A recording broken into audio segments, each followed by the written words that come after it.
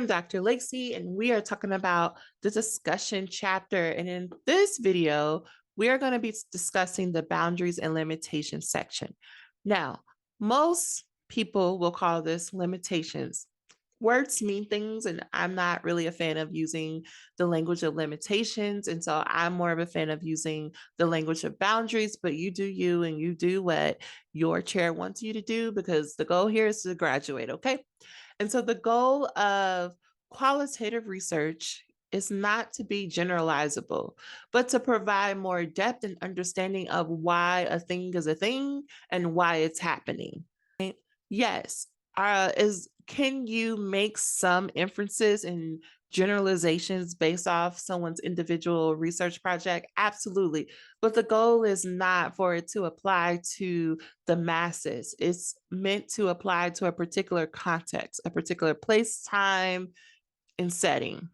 The goal of this section, the boundary section, is to provide context for who these findings may more readily apply to and how they may be implemented within their respective context, right? So if it's for a particular time, place, and setting, if someone works at a similar place or is in a similar position in what you wrote about, then it would be safe to say that similar circumstances, this may work for them.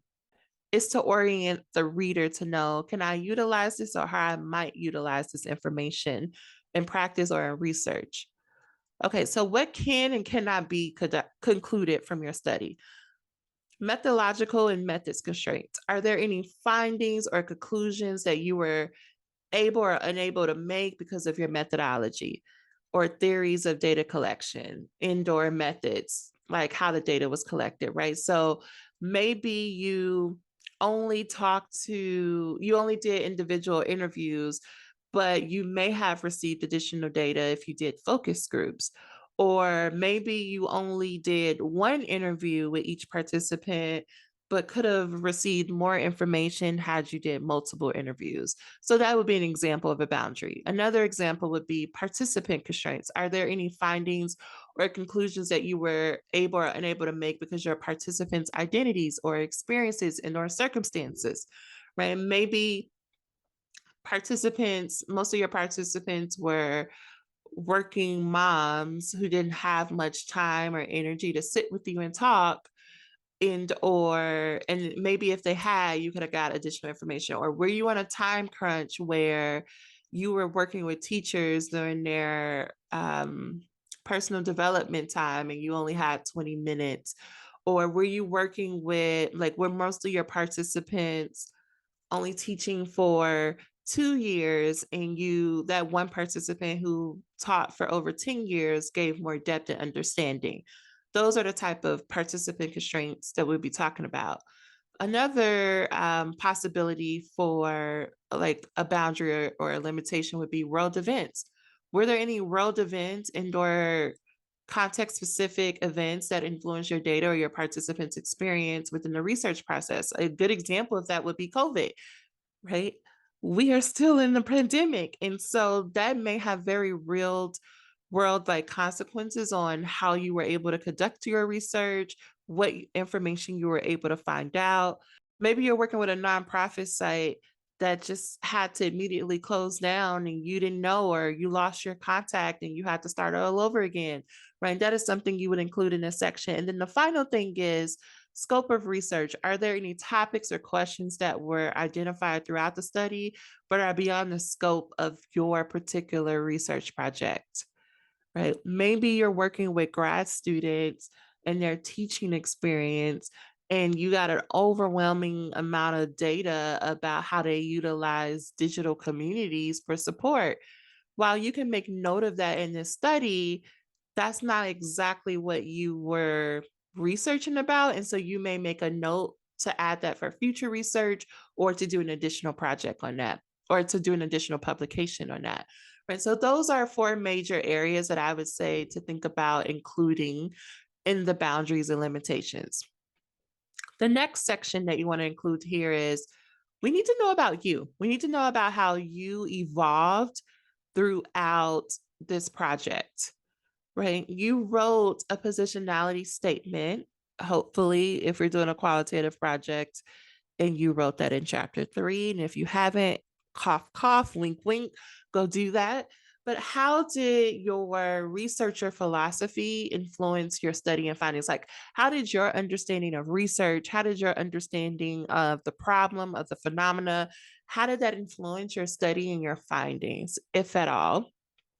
And I'm going to say it did, but just trying to put that out there. How does your findings relate to who you are as the research instrument? Because in qualitative research, you're the one taking in the knowledge or the data. You're the one making meaning of the data. And we're not machines or robots. We will continue to learn. We will continue to pick up things. Our understanding, the way that we see the world will continue to evolve. And so you really just want to talk about that in this section and really pinpoint and articulate if there were any findings or conclusions that you were unable or able to make because of your way of thinking, your way of being, your way of seeing the world. In what ways did the findings relate or differ from your own personal experiences? Because a lot of you are doing topics where it's something that you've experienced, you personally went through, and you may have been pleasantly surprised to see that most of your participants didn't have quite the same experience that you did. So you want to note that here. And also an overview of how did you evolve. And the final section under the boundaries and limitations is summarize why the findings from the study are still credible and authentic despite the boundaries and limitations and of who you are as an instrument and just of research period, right? How did you ensure credibility, trustworthiness, authenticity within the data? Meaning, how did you make sure that the data was the data and it wasn't just from your own understanding? What efforts did you take to, as much as possible, separate yourself from the research process and let the data be that? Another word would be subjectivity. How did you do as much as you could to separate yourself? How did you ensure reciprocity was in the research process, especially if you're someone who is doing critical transformative work? How did you identify and reduce power structures within the research process as much as possible? That means, to give you an example, you are the researcher and you're asking someone else to be a participant. That automatically creates a power dynamic. There are historical implications. Historical meaning that in the past, researchers would go into a community or a space that they are not a member of, they have no understanding of.